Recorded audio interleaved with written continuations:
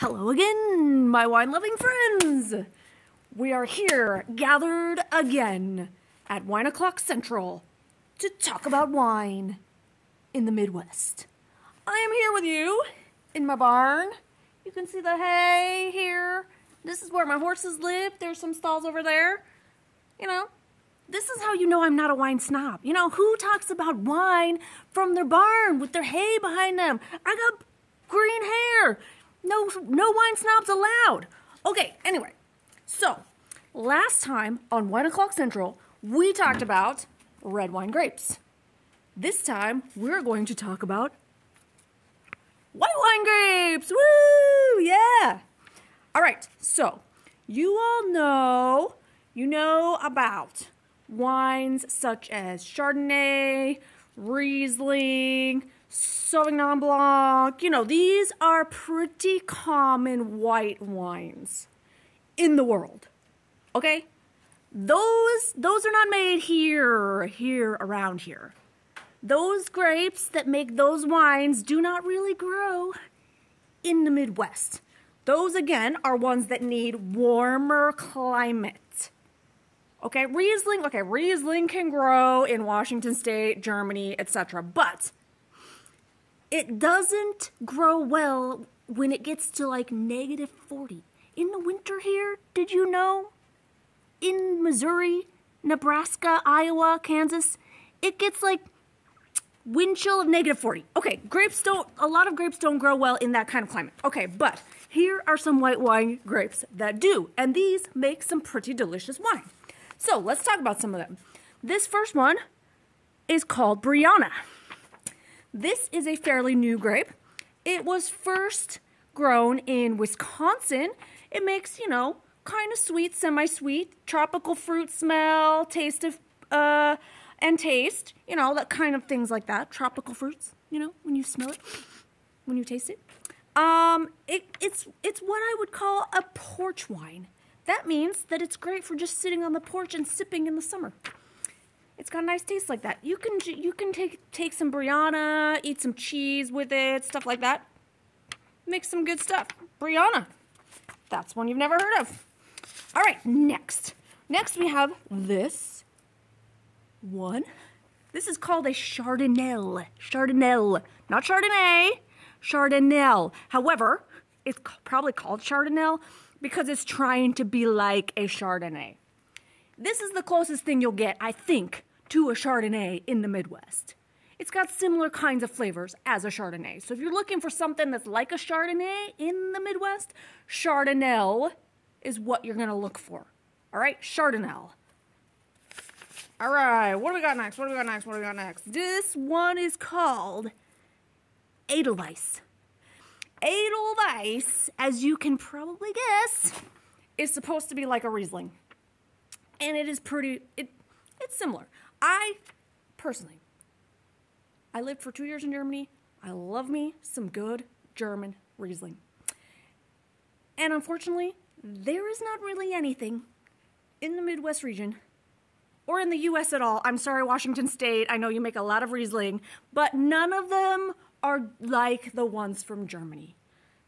And especially here in the Midwest, this tries hard, but it's really not. It's really not a German Riesling, but it still is good. That doesn't mean I don't like it. You know, no wine snobs here. I still like it.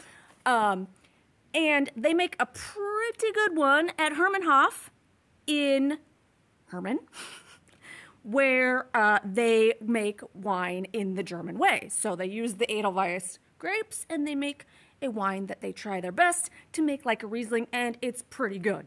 Even if it's not so much like a Riesling, but pretty close. All right, that's a good one. All right, this one is called La Crescent. That's a fancy name, La Crescent. It makes it sound French or something. I don't know. But this is an off-dryer sweet wine. It has floral smell, it has stone fruit taste, and it tastes a lot like a Moscato. So if you are a Moscato drinker, this is your go-to in the Midwest. La Crescent is often used as a blend because it's got a pretty bold flavor And so it helps to bring more flavors into less flavorful other grapes. So you'll often see a La Crescent blended with something else that's kind of boring. So they add in some of this to give it some life. So La Crescent, if you like Moscato, that's where you're going. La Crescent. All right, next we have La Crosse. So we had La Crescent, now we have La Crosse. Do you see the color on this? It almost looks reddish. This makes a pretty bold colored wine. It's a lot darker golden colored than some of the others because look how dark those grapes are. So this one is also in some ways similar to a Riesling. It's got some pear and apricot in the smell. It tastes like citrus, maybe a little flowery. This one is also used quite a lot in blends. And Madison County Winery, for one, uses this quite a lot in many of their whites. So a lot of their whites are blends, and La Crosse is probably the one you see the most in the list. So La Crosse is very good for blending to make blends of white wines. All right, we're going to finish our discussion with the one and only Vignoles. The Vignoles grape is the state grape, or the state white grape anyway. Kansas has 2 state grapes, as you will recall from previous episodes if you have watched. But their white grape is Vignoles. Okay?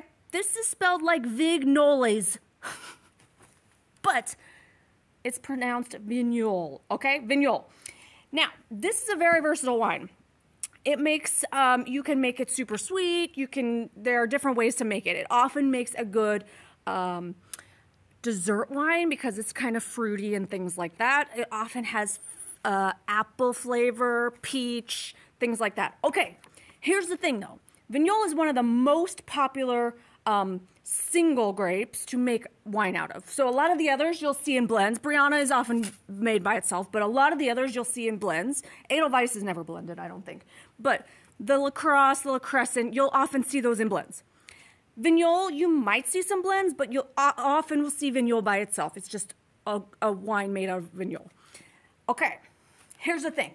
Right now, on my website, wineoclockcentral.com, I'm doing a little bracket challenge. It's super fun.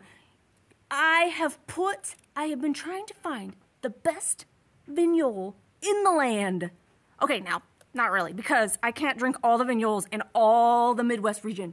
That would just take me forever. So I picked 8 fairly popular wineries that are near me, and I did like bracket challenge, you know, like when it's March Madness, you know, brackets. Okay, so I done head-to-head number 1. It was Madison County up against Stonehill in round 1, and Madison County took that round.